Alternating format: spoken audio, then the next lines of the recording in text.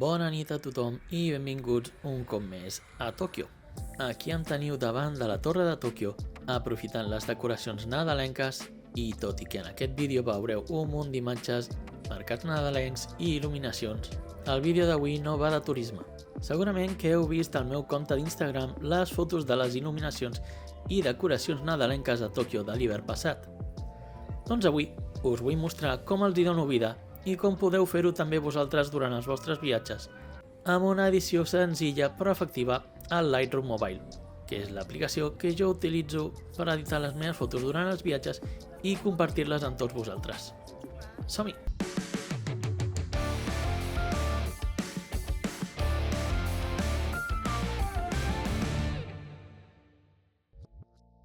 En aquestes imatges m'estic apropant a l'estació de Tòquio, però abans em vaig desviar cap als carrers de Marunouchi per veure les il·luminacions nadalenques i també un esdeveniment especial que va tenir lloc l'any passat.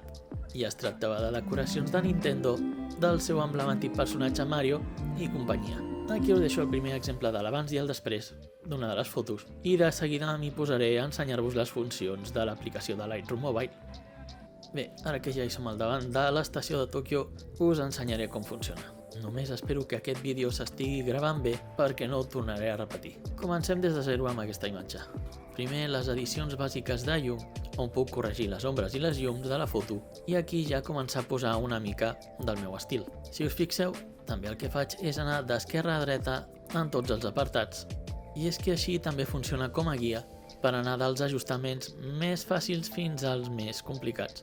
El color sobretot és on podeu posar més el vostre estil. I recordeu de no passar-vos pujant massa aspectes com la saturació o utilitzar els modes automàtics de color.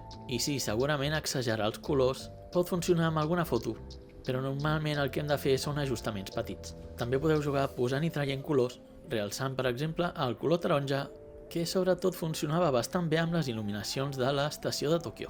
I ja que estem fent fotos de nit en aquest cas, doncs també donar una mica més de fredor a la foto pujant una mica els tons blaus.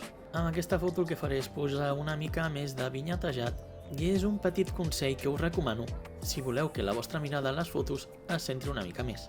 I ja quan tinc la imatge acabada me la guardo a l'aplicació de fotos del telèfon. I mireu, aquí teniu la foto editada i al fons l'estació de Tòquio.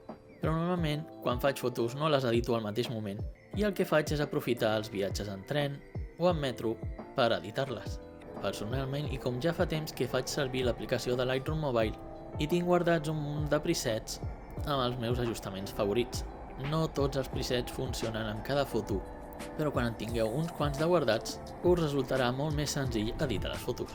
Un altre aspecte que podeu fer servir en fotografies on tingueu un subjecte és l'apartat de blur. En cada actualització és increïble com la detecció de subjectes o del cel o d'elements dins de la fotografia funciona millor. I aquí a blur, per exemple, el que fa és separar el subjecte del fons i us el difumina una mica. Recordeu, no us passeu amb els efectes o distorsionareu tant la fotografia que us quedarà feta un nyap. A l'apartat de detall podreu corregir una mica els defectes de la foto provocats per la pròpia càmera del telèfon. Podeu afinar la imatge i després tenim l'apartat d'òptics. Aquí sempre activo les dues opcions, remoure l'aberració cromàtica i activar la correcció de lents, que en aquest cas, com és la pròpia càmera de l'iPhone, corregeix una mica l'efecte de curvatura. I des de fa un temps també podem afegir màscares ara al Lightroom, amb el qual podem editar per capes, ja sigui el subjecte que tenim a la càmera, el cel, el fons, tota una sèrie d'elements que abans no podíem fer.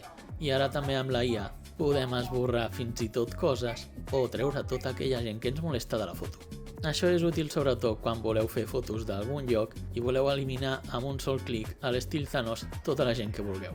I ara que ja us he explicat tot el que podeu fer amb l'aplicació de Lightroom Mobile, és el moment de que us ensenyi algunes imatges de l'abans i el després perquè veieu la diferència. Jo ja em callo, així que si us ha agradat aquest vídeo, doneu-li al botó de m'agrada, escriviu als vostres comentaris quina és la foto que més us agrada, si vosaltres també feu servir aplicacions com Lightroom Mobile o si voleu que us expliqui amb més detall coses de fotografia en els meus propers vídeos. I si encara no ho heu fet, subscriviu-vos al canal, que és gratis, i ens veiem al següent vídeo. Fins aviat!